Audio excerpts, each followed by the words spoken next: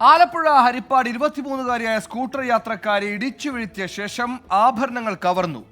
ആര്യയുടെ സ്കൂട്ടറിൽ ഇടിക്കുകയും ഇടിയുടെ ആഘാതത്തിൽ തെറിച്ചു വീണ യുവതിയെ രക്ഷിക്കാനെന്ന വ്യാജേനെ അടുത്തെത്തിയായിരുന്നു മോഷണം.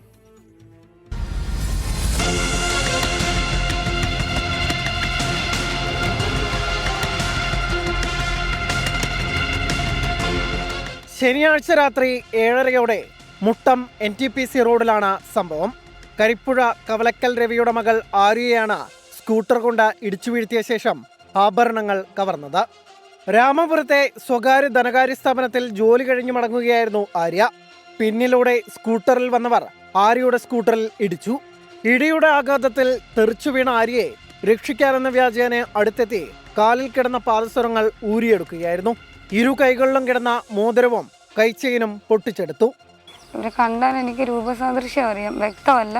പൊക്കം കുറഞ്ഞിട്ട് ഒരു ചെക്ക് ഷർട്ടിട്ട് കാവിക്കയിലേക്ക് കൊടുത്ത് നന്നിട്ട് നനഞ്ഞിരിക്കുന്ന ഒരാൾ. ഇടിച്ചിട്ട ആൾ വണ്ടിയിൽ തന്നെ ഇരിക്കുമായിരുന്നു. അയാൾ വണ്ടിയിൽ നിന്ന് ഇറങ്ങിയില്ല, വണ്ടി ഓണാക്കി എൻ്റെ ബാക്കിൽ വന്ന് നിൽക്കുമായിരുന്നു. ഈ എന്തെങ്കിലും പറ്റിയോ എന്ന് ചോദിച്ചാൽ അടുത്ത് വന്നവൻ ആ കാലേ കയറി പിടിച്ചതും എല്ലാം പൊട്ടിച്ചെടുത്തതും. അവൻ എൻ്റെ പുറകിന് ഓടി വന്ന് എന്നെ അവിടെ മറിച്ചിട്ട് അതെല്ലാം പറിച്ചെടുത്ത്.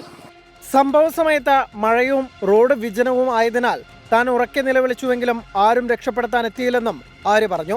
മോഷ്ടാക്കൾ രണ്ടുപേരും ഹെൽമറ്റ് ധരിച്ചിരുന്നതിനാൽ ആളെ തിരിച്ചറിയാൻ സാധിച്ചില്ലെന്നും ആര്യ പറഞ്ഞു. ഒരു ജോഡി സ്വർണ്ണപാദസുരങ്ങൾ, കൈച്ചെയിൻ, 2 മോതിരം എന്നിവ നഷ്ടപ്പെട്ടതായി ആര്യ പോലീസിന് കൊടുത്ത മൊഴിയിൽ പറയുന്നു. കരിയിലക്കുളങ്ങര പോലീസ് കേസെടുത്ത് അന്വേഷണം ആരംഭിച്ചു. ഫോറൻസിക് വിദഗ്ധർ സ്ഥലത്തെത്തി പരിശോധന നടത്തി. ഈ റോഡിന്റെ 1.25 കിലോമീറ്ററോളം ഭാഗം പാടത്തിന് നടുവിലൂടെയുള്ള വിജനമായ പ്രദേശമാണ്. ഇവിടുത്തെ വഴിവിളക്കുകൾ ഒന്നും കത്താറില്ലെന്നും രാത്രികാലങ്ങളിൽ ഇവിടെ സാമൂഹ്യ വിരുദ്ധരുടെ ശല്യം കൂടുതലാണെന്നും നാട്ടുകാർ പറയുന്നു.